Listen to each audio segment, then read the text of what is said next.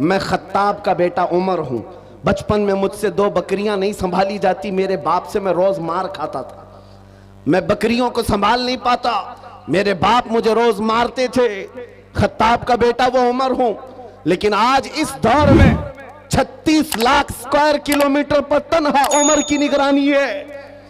मिस्र भी, फिलिस्तीन भी, इराक भी, शाम भी, यमन भी, अरब का यह हिजाज और नज्द का इलाका पूरा एक उमर इब्न खत्ताब की निगरानी में चल रहा था। जो इस दौर के तकरीबन 36 लाख स्क्वायर किलोमीटर की बात होती है, तन्हा निगरानी चल रही है। लेकिन उस उमर इब्न खत्ताब ने यह नहीं कहा ये मैंने अपने ताकत के बलबोते तुम पर हुक्मरानी कायम की है, मैं अपने अदल के बलबोते तुम पर इस हुक्मरानी का तख्त बिछाया है। नहीं, लोगों से कहा क्या लोगों, ये जो आज मुझे हैसियत मिली है इसलिए नहीं कि खत्ताब का बेटा उमर हूं, इसलिए कि मोहम्मद अरबी का गुलाम उमर हूं। सुभान अल्लाह, सुभान अल्लाह। अपनी निस्बत जब हुजूर से मजबूत करें, दुनिया उसकी ताकत का लोहा मानती है।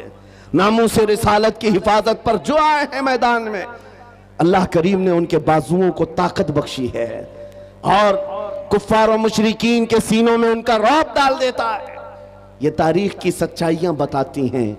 आपको पता है सैयदना उमर फारूक रदी अल्लाह तआला अन्हु का ये अजीम खिलाफत का जमाना, उनके मुतालिक जो लिखा गया आज भी मौजूद है।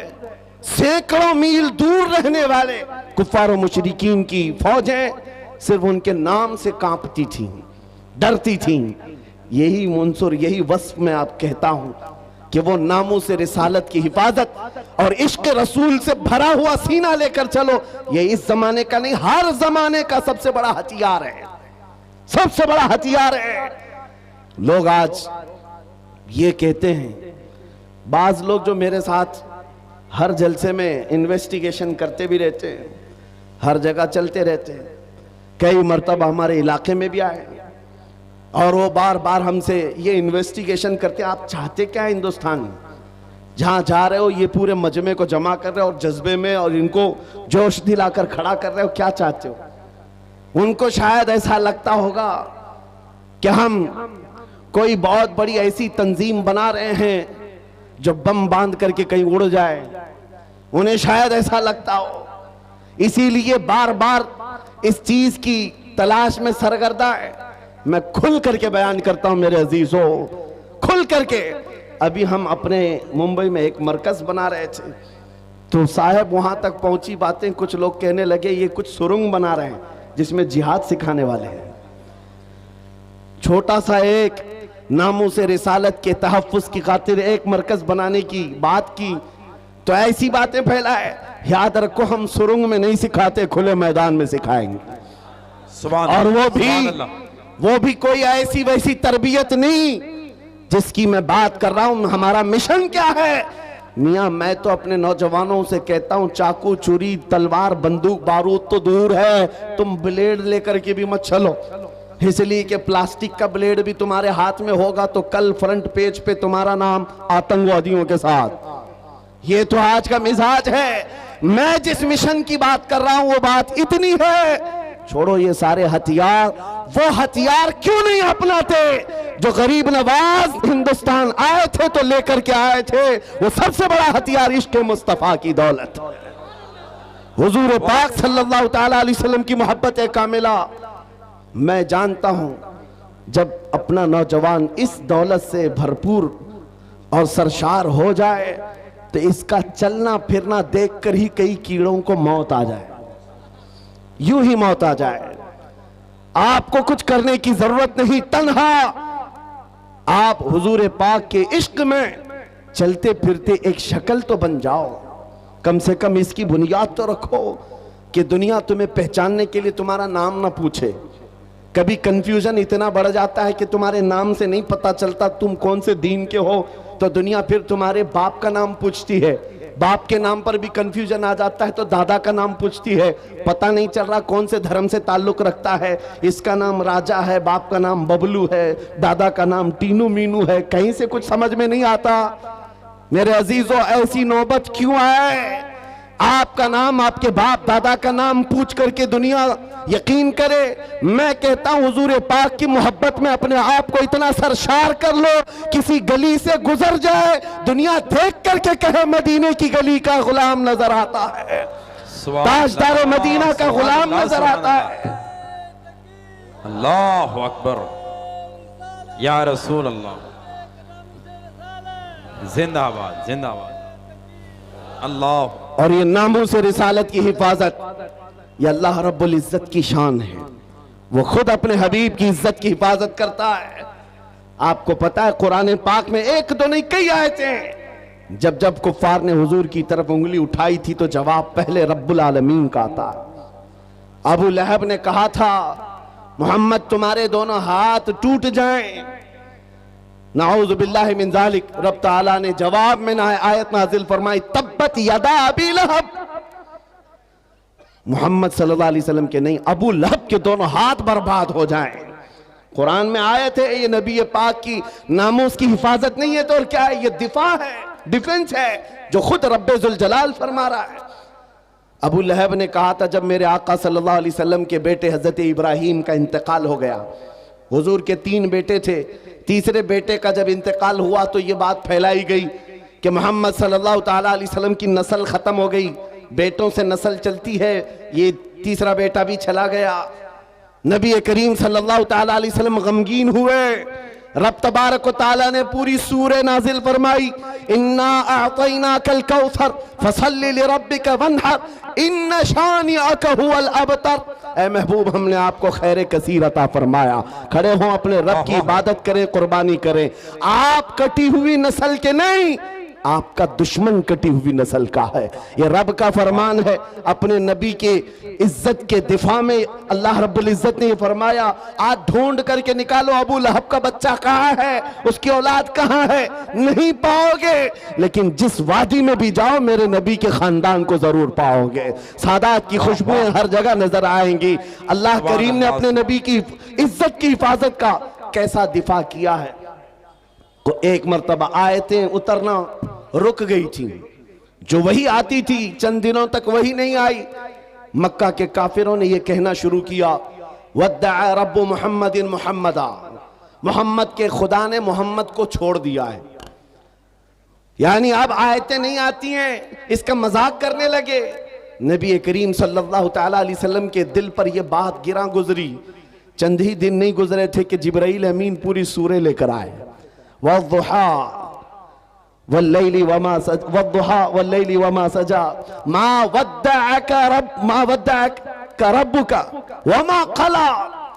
ऐ महबूब, आपको आपके रब ने न छोड़ा है न कम किया है। वलल आखिरतु खैरुल लक मिनल ऊला, बल्कि आपकी हर आने वाली घड़ी पिछली घड़ी से कई दर्जे बेहतर है। सुभान अल्लाह, सुभान अल्लाह। मेरे अजीजों, ये सब आयतें मैं वो आपके सामने कोट करके बता रहा हूं जिसमें रब्बे जुल जलाल ने शान रिसालत बयान किया। अपने नबी की तरफ उठने वाली उंगलियों को रब तबारक व तआला ने तोड़ दिया। जवाब इरशाद फरमाया, आज अगर नामूसे रिसालत की हिफाजत या उसका दिफा कोई करता है तो ये सुन्नत इलाहिया है, यह अल्लाह रब्बुल इज्जत के कानून और उसकी सुन्नत है। आज इस सुन्नत पर अमल करते हुए जो अकाबिरीन उम्मत आए, उनकी मिसालें मैं आपके सामने रखता हूं। लोगों, एक बात याद रखो, हालात जितने भी खराब हो जाएं, अपने नबी की इज्जत की हिफाजत वो जिससे चाहे ले ले, जिससे चाहे ले ले। ये जरूरी नहीं कि वो जमाने का बहुत बड़ा मुत्तकी परहेजगार हो, ये जरूरी नहीं है कि वो बहुत बड़ा फकीह और आलिम दीन हो। मौला करीम अपने नबी की इज्जत की हिफाजत पत्थरों से भी चाहे ले सकता है, कुत्तों से भी ले सकता है।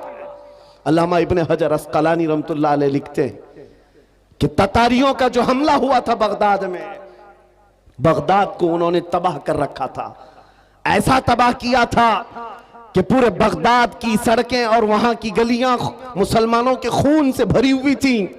दरिया दजला के पानी को लाल कर दिया था मुसलमानों के खून से। मुसलमानों की खोपड़ियों से मीनार बना दिए थे। इतने कत्ल जिसका शुमार नहीं होता। जखीरा जो मुसलमानों का था, बड़ी बड़ी किताबों में उसको जलाकर राख कर दिया था। एक वक्त ऐसा आया कि ततारियों का जो हाकिम था उसने कुछ उलमा को कैद करके गिरफ्तार करके अपने दरबार में मंगवाया जो मुसलमान बच्चे कच्चे थे। उन उलमा को बेड़ियां बांध करके जमीन पर औंधा लिटाया गया। आप पूछते हैं ना इन हालात में हमें क्या करना चाहिए। सुनिए मेरे अजीजों, हालात तो ऐसे हो गए थे बगदाद में कोई उनका पुरसाने हाल नहीं। आज लोग ये भी कह रहे हैं कि गज्जा के मुसलमानों का कोई पुरसाने हाल नहीं। क्या होगा, क्या होगा? तवज्जो, उन उलमा को कैद करके बेड़ियां बांध करके जंजीरों में बादशाह अपने दरबार में औंधा लिटाया है। और इतने ही पर बस नहीं, एक जर खरीद ईसाई पादरी दरबार में लाया गया है। उसको नजराना सिर्फ इस बात का दिया जा रहा है कि वो रसूलुल्लाह की शान में गालियां दे, हुजूर की शान में गालियां दे, इन मुसलमानों के दिलों को जलाए। हर जमाने में दुनिया ये जानती है मुसलमान कत्ल से उतना डरता नहीं है जितना रसूल पाक की इज्जत पर कोई उंगली उठाता है तो उसे तकलीफ होती है। और है यह हकीकत है, हमारे बहुत सारे जुल्म और सितम हम बर्दाश्त कर लेते हैं, लेकिन नबी पाक की शान में अदना तौहीन बर्दाश्त नहीं होती। उस जालिम ने एक ईसाई पादरी को दरबार में बुलाया और कहा इनके नबी की शान में गालियां देते रहो, सुन्नी जंक्शन की जानिब से समाअत कर रहे हैं। देने लगा। कौन है वहां पर जो हिफाजत करे मेरे नबी के नाम की इज्जत? कौन है, कौन हिफाजत करेगा? जो उलमा थे वो तो जंजीरों पे कैद हैं। कौन है? अल्लाह करीम जब चाहे जैसे चाहे हिफाजत करता है। दरबार में बादशाह का एक कुत्ता था जो सोने की जंजीर से कोटे पर बंधा रहता था, एक खूटे पर बंधा रहता था। जैसे ही वो पादरी गालियां देने लगा वहीं से कुत्ता भौंकने लगा, जोर जोर से भौंकने लगा। दरबारियों ने कहा कि तेरा बयान शायद कुत्ते को अच्छा नहीं लग रहा है इसलिए कुत्ता भौंक रहा है। ईसाई पादरी ने कहा वो तो जानवर है, मेरा बयान क्या समझेगा। दूसरी बार गालियां देने लगा, कुत्ता फिर भौंकने लगा। फिर लोगों ने कहा तेरे बयान पर ही कुत्ता भौंक रहा है।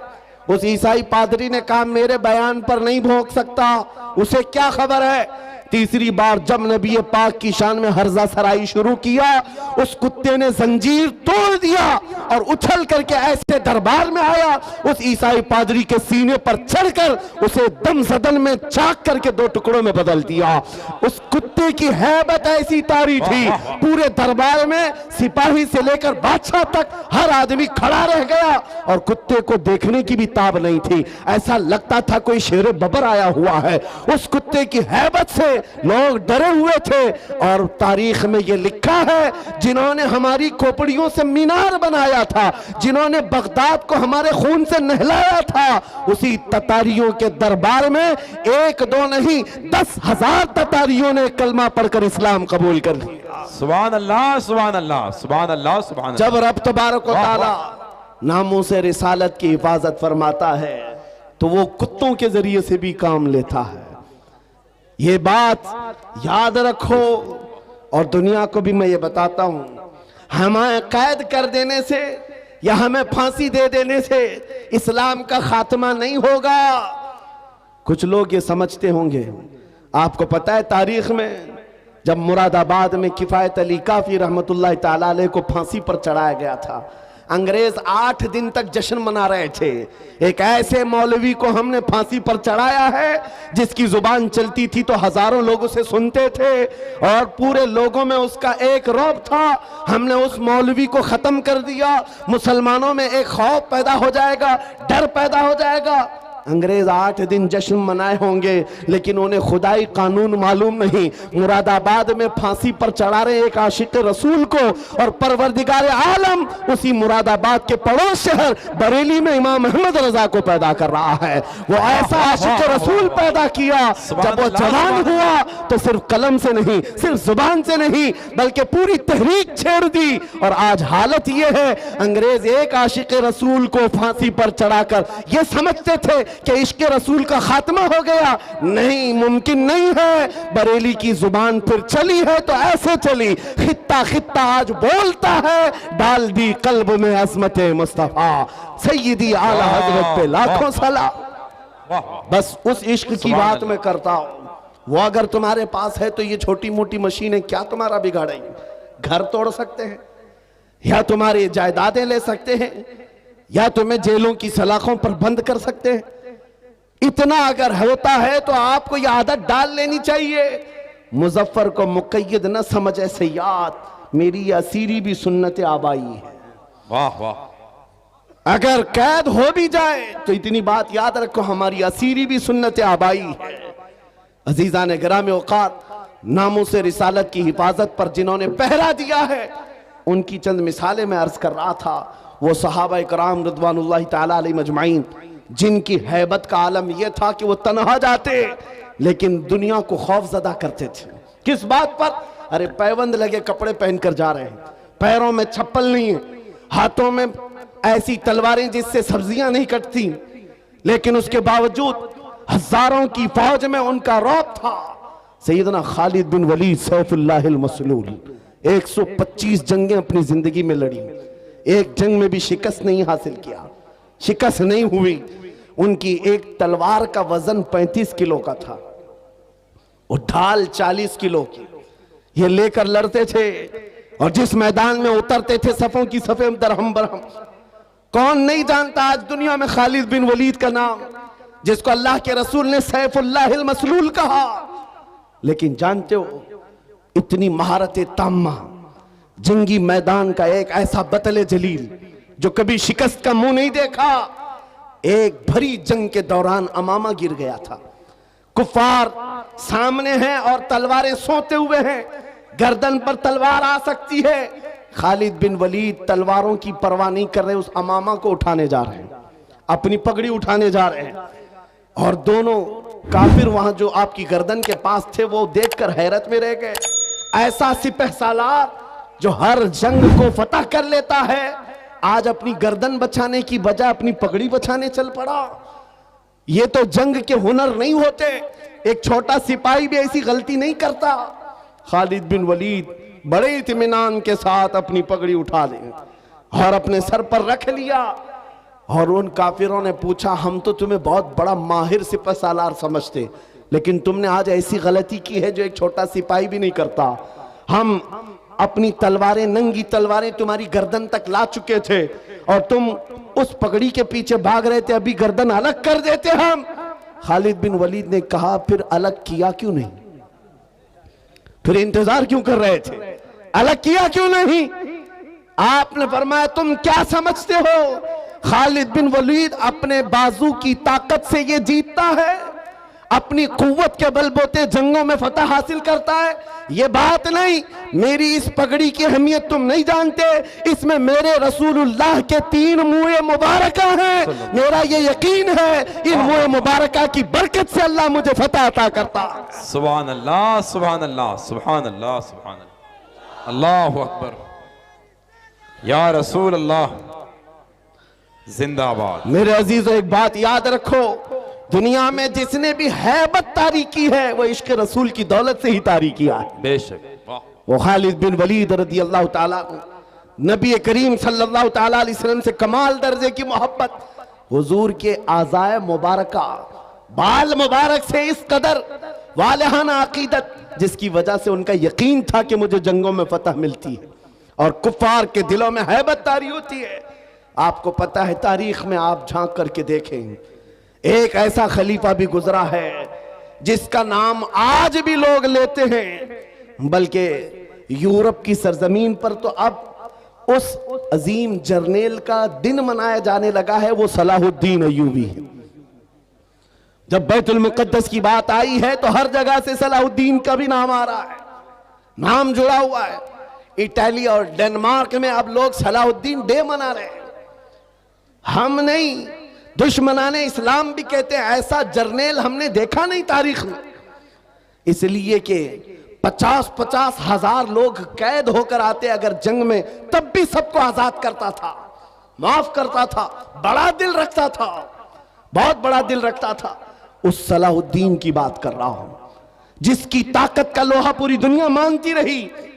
सलीबी ताकतों ने लिखा है, एक मैदान ऐसा भी हमने देखा, मुसलमान तारीख निगारों की बात नहीं कर रहा हूं, अंग्रेज तारीख निगार लिखता है, एक मैदान ऐसा भी आया जब 4 लाख सलीबी थे, लेकिन मुकाबले में सलाहुद्दीन के पास सिर्फ 12,000 की फौज थी, फिर भी डटा रह गया। और डटा ही नहीं रहा बल्कि 4 लाख को तितर बितर करके रख दिया। वाह वाह, वो ताकत का लोहा दुनिया मानती थी। उस सलाहुद्दीन की बात मैं कर रहा हूं। ये दौलत कहां से थी सलाहुद्दीन के पास? जो खालिद बिन वलीद को मिली, जो उमर इब्न खत्ताब को मिली रज़ी अल्लाहु अन्हुमा, वही सलाहुद्दीन अय्यूबी के पास भी थी। बुरनिस नाम का एक ऐसा ईसाई सिपह सालार था जिसने मुल्के शाम में कुछ मुसलमानों को गिरफ्तार किया जो हज पे जा रहे थे। औरतों को जलील किया, उनको कोड़े मारे, उनका माल लूट लिया। सुनो, जब वो मुसलमान वहां पर किसी के आसरे पर नहीं थे, किसी के सहारे पर नहीं थे, वो बुरनिस उन्हें कोड़े मारता था और कहता था, क्या कहता था? बुलाओ अपने मोहम्मद को, कहां है तुम्हारा मोहम्मद? नाउजुबिल्लाह, हुजूर का नाम लेकर के ताना देता था। तुम बात बात पर मोहम्मद अरबी की बात करते हो, बुलाओ मोहम्मद को। आज मैं तुमको कैद किया हूं, आज मैं मार रहा हूं, कोई तुमको बचा नहीं रहा है। ऐसे जब हालात आ जाएं तो मेरे अजीजों ये मत समझना कि अल्लाह के रसूल की मदद नहीं आती, आती है। इम्तिहानों से गुजारा जाता है। ये वक्त गुजर गया और उन गिरफ्तार मुसलमानों में से कोई एक आकर सलाहुद्दीन के पास ये बात अर्ज किया। बुरनिस नाम का एक ऐसा जर्नेल है ईसाइयों का जिसने मुसलमानों की एक जमात को गिरफ्तार किया और कोड़े मारता था, माल लूटता था और कहता था, बुलाओ मोहम्मद को, कहां है? ये उस जमाने की बात है जब सलाहुद्दीन बहुत बीमार थे, बिस्तर पर लग चुके थे, बीमार थे। सलाहुद्दीन को जैसे ही ये बात पता चली, गरज कर कहने लगे, मैं अपनी पूरी ताकत और कुव्वत जमा करूंगा और उसके बाद उस बुरनिस के पीछा करूंगा। 2-2.5 साल गुजर गए, 2.5 साल गुजर गए, बीमार भी थे और इसी बीमारी में अपने लश्कर भेजते रहे। वो वक्त आ ही गया, बकरे की अम्मा कब तक खैर मनाएगी, एक दिन बकरीद तो आएगी। उस बुरनिस को सलाहुद्दीन की फौज ने गिरफ्तार किया और वो गिरफ्तार होकर जब कैदी बनकर सलाहुद्दीन के पास लाया गया, सलाहुद्दीन अय्यूबी की आंखें शोले बरसा रही थी। अपनी हाथ में तलवार लेकर के आए और पूछा, क्या कहता है बता बुरनिस। बुरनिस कहा, मैं तुम्हारे बारे में जानता हूं, तुम हजारों कैदियों को यूं ही आजाद करते हो। जब जब तुम्हारे पास कैदी आते हैं उनको तुम फिदिया लेकर या छोटी सी बात पर आजाद करते हो। आज भी मैं वही उम्मीद रखता हूं सलाहुद्दीन मुझे आजाद करेगा। सलाहुद्दीन अय्यूबी ने कहा, हरगिज नहीं, तेरा ख्याल बातिल है, तेरा गुमान गलत है। सलाहुद्दीन आजाद तो जरूर करता है लेकिन उसको नहीं जो नामे मुस्तफा पर उंगली उठाता है, जो मेरे नबी को ललकारता है। आज से 2.5 साल पहले तूने मुसलमानों को गिरफ्तार करके कहा था, बुलाओ मोहम्मद को, कहां है? ये देख, मोहम्मद अरबी ने तलवार देकर मुझे भेजा है तेरी गर्दन लेने के लिए। वाह वाह, कौन है तो तुझे बचाएगा? या रसूल अल्लाह। वाह मेरे अजीजों, सलाहुद्दीन अय्यूबी ने तारीख में की सच्चाइयों में ये वाकया ऐसा रकम किया कि आज हमको ये समझ करके चलना चाहिए, हमारे हर मसले में समझौता किया जा सकता है, हुजूर की इज्जत के मामले में कोई समझौता नहीं किया जा सकता। जो जान मांगो तो जान दे दे, जो माल मांगो तो माल दे दे, मगर ये हमसे कभी ना होगा, नबी का जाहो जलाल दे दे। हाय हाय, क्या बात है, ये नहीं होगा। और दुनिया आज यही समझती है। इनके लिए मैं एक बात कहूंगा, सलाहुद्दीन अय्यूबी ने जिस बुरनिस को इस रुए जमीन से निकाल करके जमीन को पाक किया था, वो हालात आएंगे मेरे अजीजों। फिर अल्लाह करीम किसी मुहाफिज बैतुल मुक़द्दस को भेजेगा। मेरे नबी का फरमान है, ला तज़ालु इसाबतुम मिन उम्मती युक़ातिलूना अला अबवाबि दिमश्क व मा हौलहा व अला अबवाबि बैतुल मुक़द्दस ला यदुर्रुहुम खुज़लानु मन ख़ज़लहुम ज़ाहिरीना अलल हक़्क़ इला अन तक़ूम अस्साअ। नबी करीम सल्लल्लाहु अलैहि वसल्लम फरमाते हैं, मेरी उम्मत में एक जमात ऐसी होगी जो दिमश्क के दरवाजों पर और बैतुल मुक़द्दस के इर्द गिर्द हमेशा लड़ती रहेगी हक के लिए। वाह वाह, और किसी के बुरा चाहने से उनका कुछ बुरा नहीं होगा, क़यामत आने तक वो हक के लिए लड़ते रहेंगे। सुभान अल्लाह, ये मेरे नबी का फरमान है। और वो अहले हक रहेंगे हर जमाने में। आज यहां पर भी हम देख रहे हैं बहुत सारे कुत्ते अब गलियों में आ गए भौंकने के लिए, हालात देख देख करके। और जिस भी मीडिया, दज्जाली मीडिया को खोलो, शुरू हो गया इन हालात को बयान कर करके। देखो यहां पर इनको कैसे मारा जा रहा है, कैसे काटा जा रहा है, कैसे इनके चीतड़े उड़ाए जा रहे हैं। शर्म करो जालिमों, 6 महीने के बच्चों को भी आतंकवादी कहते हो। हजारों बच्चों का खून हो गया, फिर भी ये दुगली दुनिया ऐसी है जो रशिया को आतंकवाद नहीं कह सकती, जिसने यूक्रेन को राख में बदल कर रख दिया है। वहां कोई नहीं कहता, इसलिए कि इनका दादा है। और यहां पर छोटी सी एक जमात के पीछे पड़े हुए हैं। मैं आपसे एक बात कहना चाहूंगा, वो वक्त आएगा मेरे अजीजों, ये हालात जो आज पैदा हो रहे हैं, कुरान में रब तबारक व तआला फरमाता है, हम हसिबतुम अन तदखुलुल जन्नह वलम्मा यातिकुम मसलुल लज़ीना खलौ मिन क़ब्लिकुम मस्सतहुमुल बअसाउ वद्दर्राउ वज़ुलज़िलू हत्ता यक़ूलर रसूलु वल्लज़ीना आमनू मअहु मता नस्रुल्लाह अला इन्न नस्रल्लाहि क़रीब। रब फरमाता है, लोग क्या ये समझते हैं ये यूं ही जन्नत में दाखिल हो जाएंगे, ये ऐसे ही जन्नत में चले जाएंगे और इनको वैसे नहीं आजमाया जाएगा जैसे पिछलों को आजमाया गया था, कि उनको सख्त तकलीफें आई। पिछले दौर के उन जियालों को आजमाया गया, सख्त तकलीफें आई, उनको हिला दिया गया था। वो जुल्जिलू, यहां तक के रसूल ने भी और उनके साथ वाले ईमान वालों ने कहा, अल्लाह की मदद कब आएगी? मौला फरमाता, आगाह हो जाओ, अल्लाह की मदद बहुत करीब है, अल्लाह की मदद बहुत करीब है। ये हालात आ जाने के बाद भौंकने वाले भौंकते रहेंगे, लेकिन तुम्हारे दिलों में नर्वसपन ना आए, डर और नाउमीदी ना आए। वो अल्लाह जो अबाबीलों को भेजा, वो रब्बे जुल जलाल जो बद्र में अपने नबी के चाहने वालों को 5000 फरिश्तों से मदद किया, वो रब्बे जुल जलाल जिसने यूनुस अलैहिस्सलाम को मछली के पेट से जिंदा बाहर निकाला, वो रब्बे जुल जलाल जिसने तपती हुई आग से इब्राहिम अलैहिस्सलाम को सलामत निकाला, वो रब्बे जुल जलाल जो तेज और तर्रार छुरी के नीचे इस्माइल अलैहिस्सलाम के गले की हिफाजत की, वो कल भी था, आज भी है और हमेशा रहेगा। वो हय्यो कय्यूम है, उसकी जात पर तवक्कुल रखो, यकीन रखो, मदद आएगी। न घबराओ मुसलमानों, अभी खुदा की शान बाकी है, अभी इस्लाम जिंदा है, कुरान बाकी है। ये जालिम काफिर क्या समझते हैं जो रोज हमसे उलझते हैं? ये जालिम काफिर क्या समझते हैं जो रोज हमसे उलझते हैं? अरे अभी करबला का आखिरी मैदान बाकी है। वाह वाह वाह वाह, सुभान अल्लाह, सुभान अल्लाह, या रसूल अल्लाह, माशाअल्लाह, या रसूल अल्लाह, या अली, वाह वाह। मेरे अजीजों, नामों से रिसालत की हिफाजत करना हो तो डर और खौफ सीने से निकाल दो। मौत तो किसी जगह आनी है। इश्क गर जुर्म हो तो फांसी की सजा दी जाए।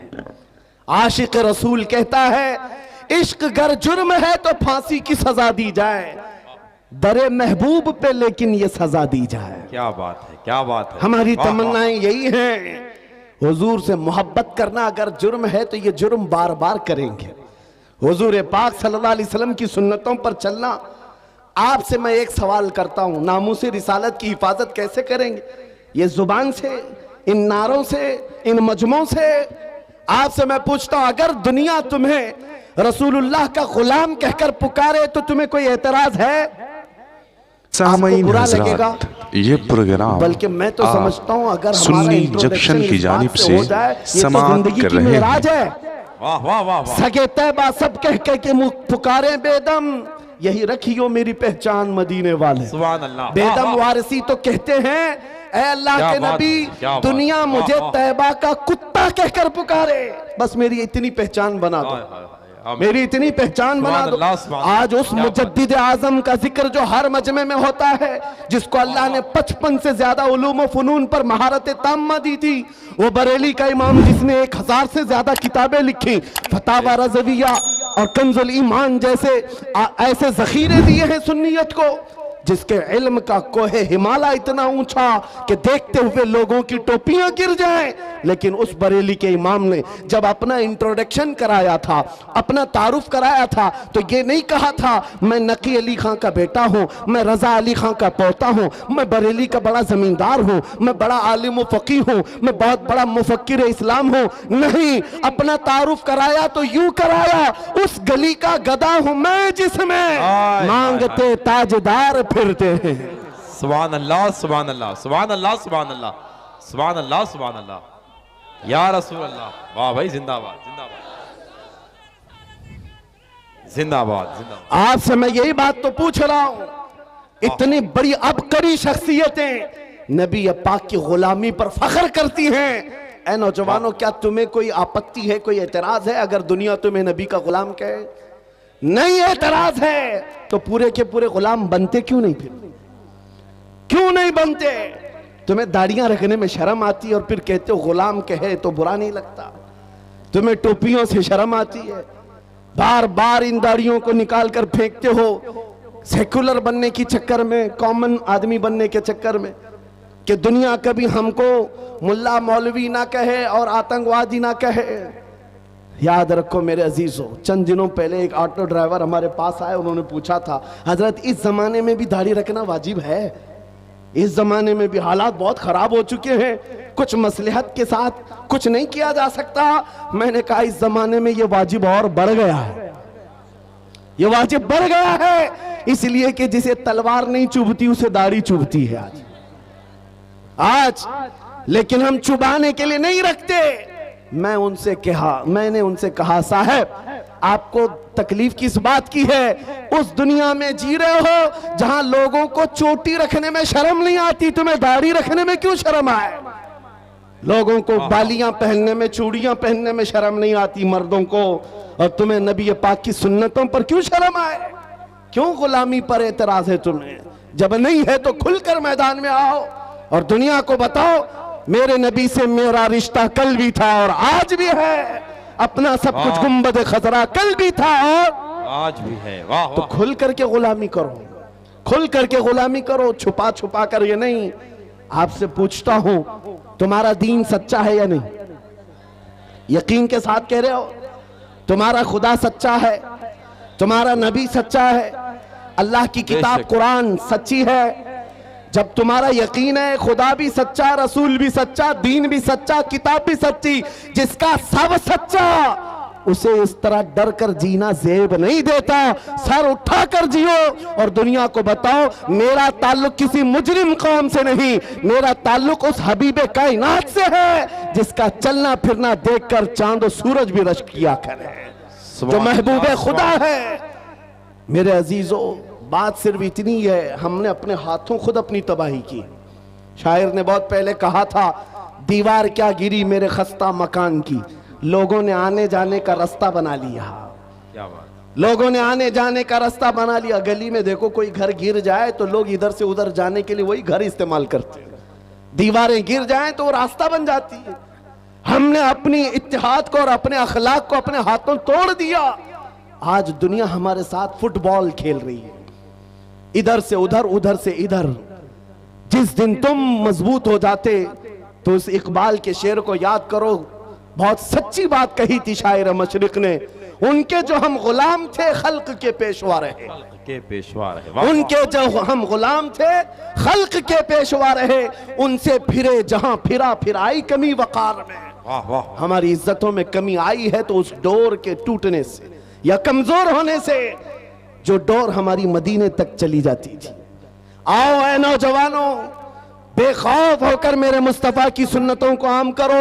नामों से रिसालत की हिफाजत जुबान से नहीं अमल से होती है, अमल से होती है।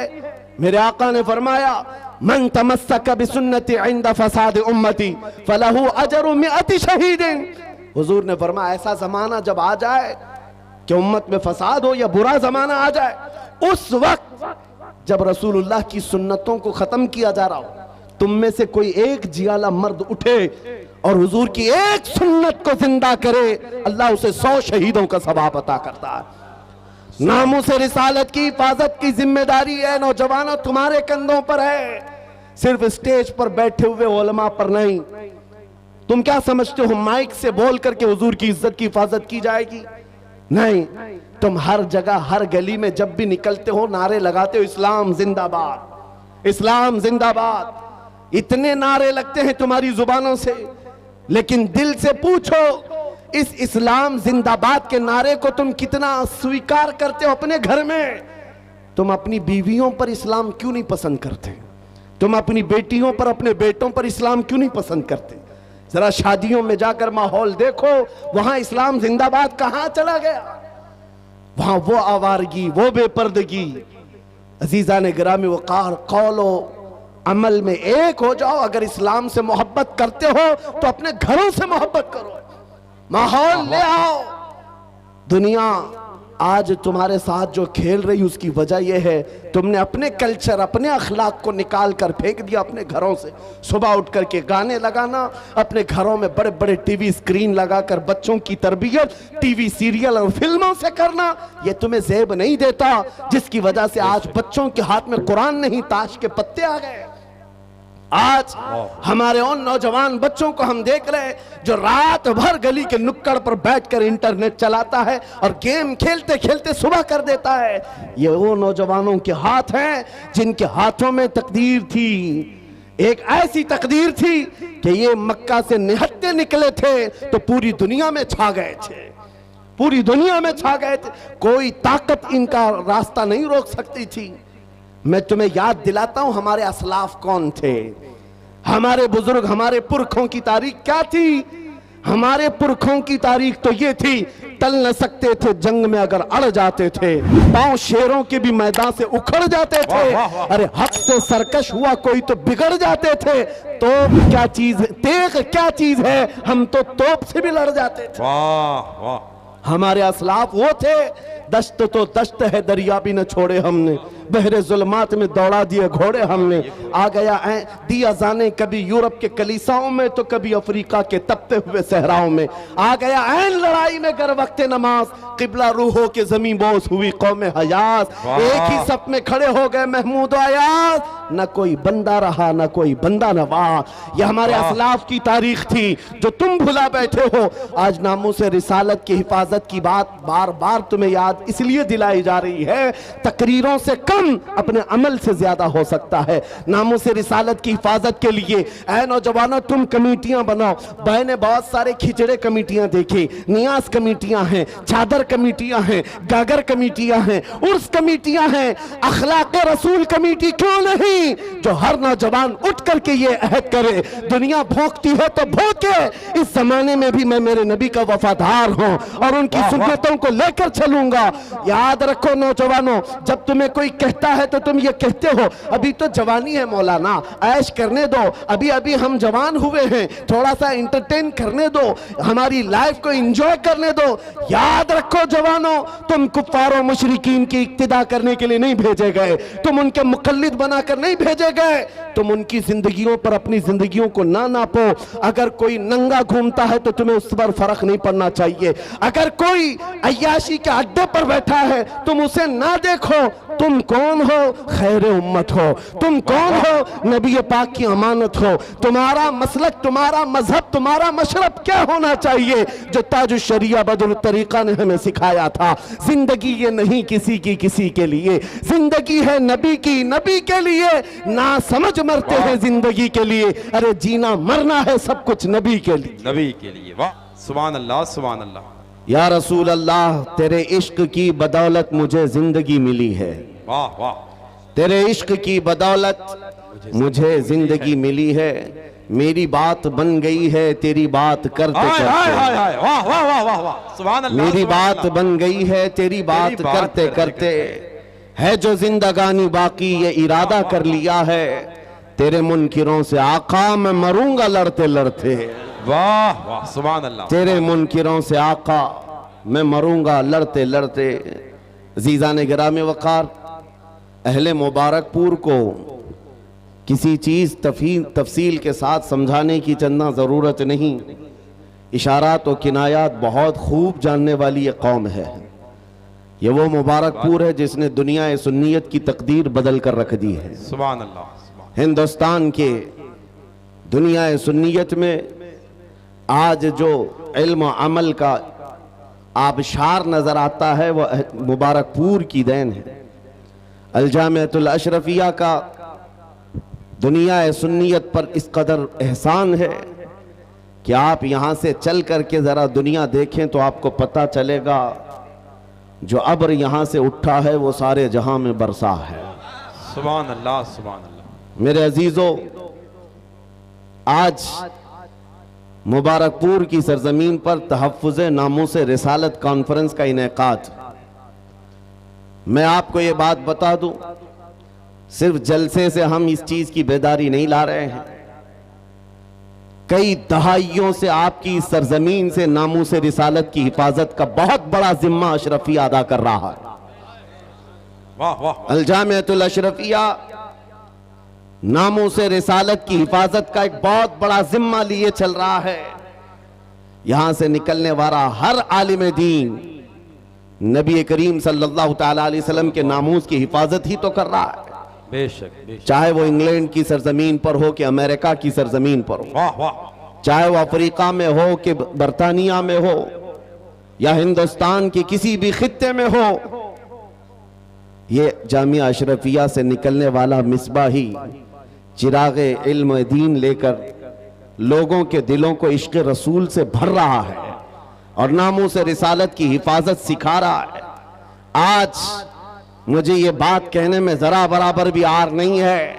मैं उस मिंबर पर खड़ा हूं जहां मेरा उस्ताद ही नहीं, उस्ताद का उस्ताद भी बैठा हुआ है। सुभान अल्लाह, सुभान अल्लाह। मेरे अजीजों, ये इन बुजुर्गों की खुशाचीनी की और इनके कफश बरदारी की अल्लाह तबारक व तआला ने जो इनाम के तौर में किस्मत अता की है, जो आपके सामने है।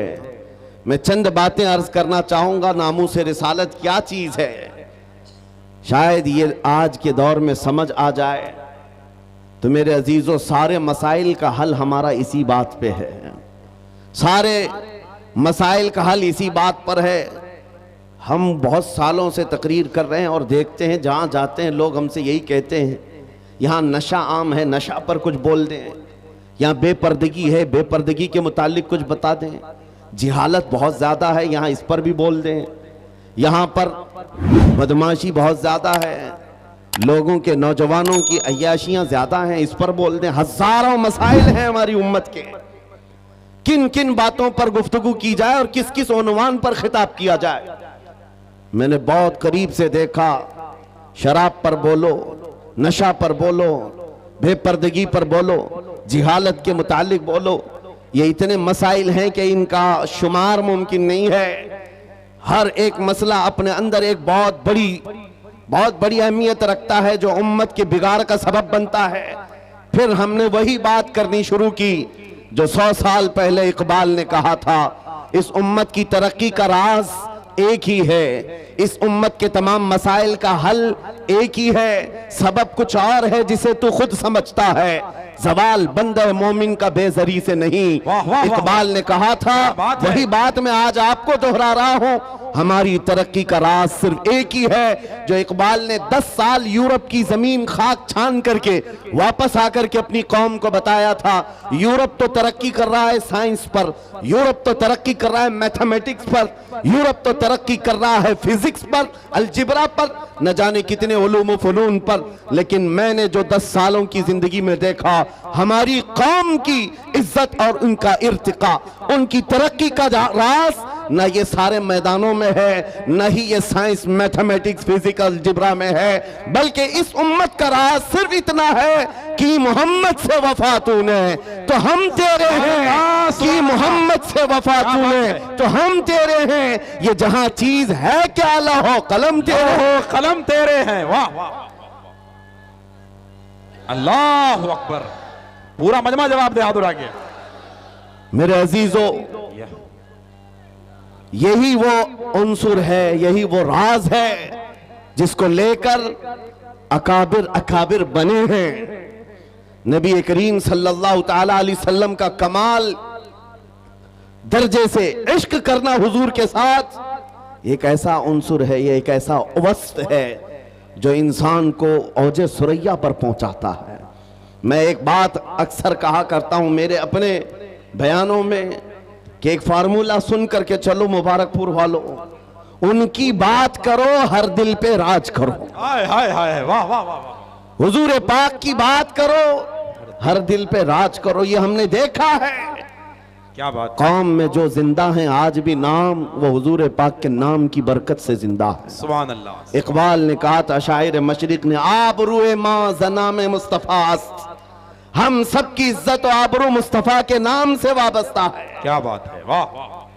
हरचे दरी दुनिया बादे मुस्तफ़ा अस्त, जो कुछ भी इस दुनिया में है वो मुस्तफ़ा के बाद है। मुस्तफा के बाद है, वाह वाह। जो रसूल करीम सल्लल्लाहु तआला अलैहि वसल्लम के नामूस की हिफाजत पर और उनके इश्क पर आगे बढ़कर चलते रहे, वो इतनी बड़ी ताकत के मालिक हो गए, मैं आपको क्या बताऊं।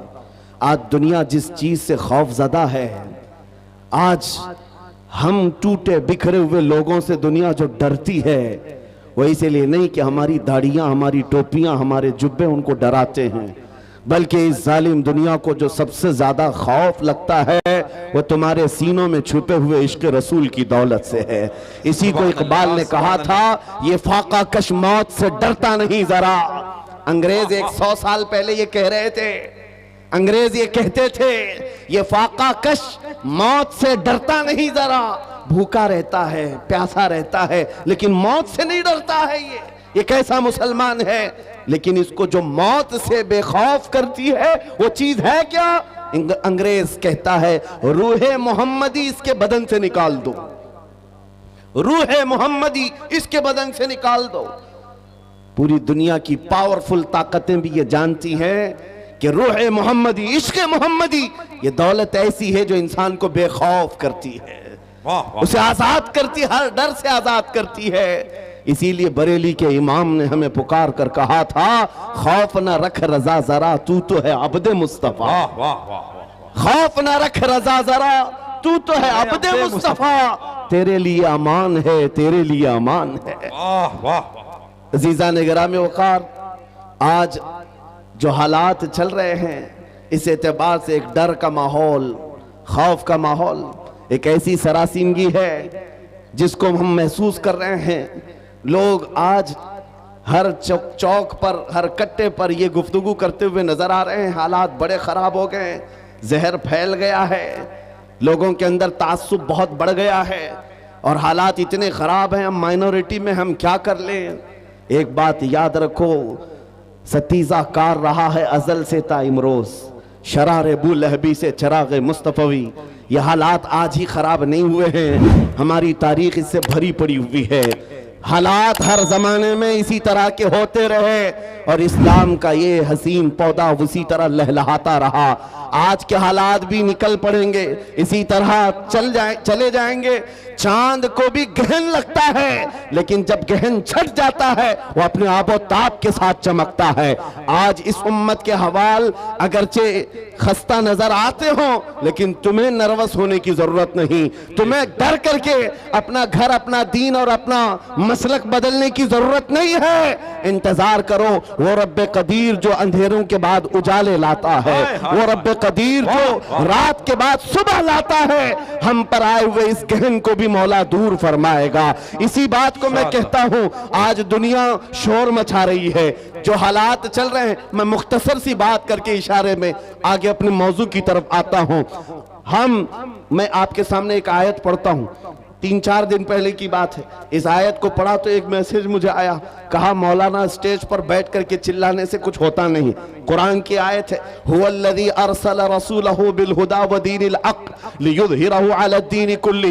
वो अल्लाह है जिसने अपने रसूल को हिदायत के साथ और दीन हक के साथ भेजा। किस लिए भेजा? इसलिए कि पूरी दुनिया पर यह दीन गालिब आए। वो रसूल इस दीन को गालिब करेगा और ये दीन इस्लाम पूरी दुनिया में गालिब आकर रहेगा। जब हम बात कर रहे हैं इस जमाने में मेरा दीन गालिब आएगा, लोग मजाक उड़ाते हैं, कहते हैं हालात जरा बाहर निकल करके देखो, तुम्हारे छीतरे उड़ रहे हैं और तुम कह रहे हो कि दीन गालिब आएगा। सीरिया की ईंट से ईंट बजा दी, इराक के मैदानों को कब्रिस्तानों में बदल दिया गया। यमन की पूरे घर तहस नहस हैं। गज्जा की उस सरजमीन पर छोटे छोटे से बच्चों के टुकड़े उड़ा दिए जाते हैं। फिर भी मौलाना स्टेज पर बैठ कर कह रहा हो मेरा दीन गालिब आएगा। लोगों कान खोलकर सुन लो, इससे बुरे हालात भी हो जाएं तब भी मैं कहूंगा मेरा दीन गालिब आएगा। इसलिए नहीं कि ये मेरे पेट की बात है बल्कि कायनात के खालिक की बात है। सुभान अल्लाह, सुभान अल्लाह। रब्बे जुल जलाल ने फरमाया और ये होकर रहेगा, बेशक दीन गालिब आएगा। इन हालात में लोग ये कहते हैं जब हर तरफ से हम ही मारे जा रहे हैं, हमारे ही टुकड़े हो रहे हैं, सारे जुल्मों का निशाना हम ही है, पूरी दुनिया ने हमको टारगेट नंबर 1 पर रखा हुआ है। इस दौर में आप ऐसी बातें कैसे कर सकते हैं? मेरे अजीजों, आपको मैं इसी डर से निकालना चाहता हूं, इसी खौफ से निकालना चाहता हूं। आपको पता है हम नए अंदाज के ये सारे हालात देखने वाली कौम से ताल्लुक नहीं रखते। हम तो उस कौम से ताल्लुक रखते हैं जहां 14 सदियों से हमारे बड़ों ने हमें करबला की दास्तानें सुनाई। क्या बात है, क्या बात है। हर जमाने में उलमा ने, हमारे माँ बाप ने करबला हमें सुनाया है। करबला सिर्फ मातम करने के लिए नहीं सुनाया जाता, सीना ठोक करके, सीना पीट करके रोने धोने के लिए नहीं सुनाया जाता। करबला हर साल इसीलिए सुनाया जाता है। ऐ उम्मत मुस्लिमा, याद रखो इस्लाम में कभी भी तादाद नहीं देखी जाएगी, जहां अहले हक होंगे अल्लाह की मदद होगी।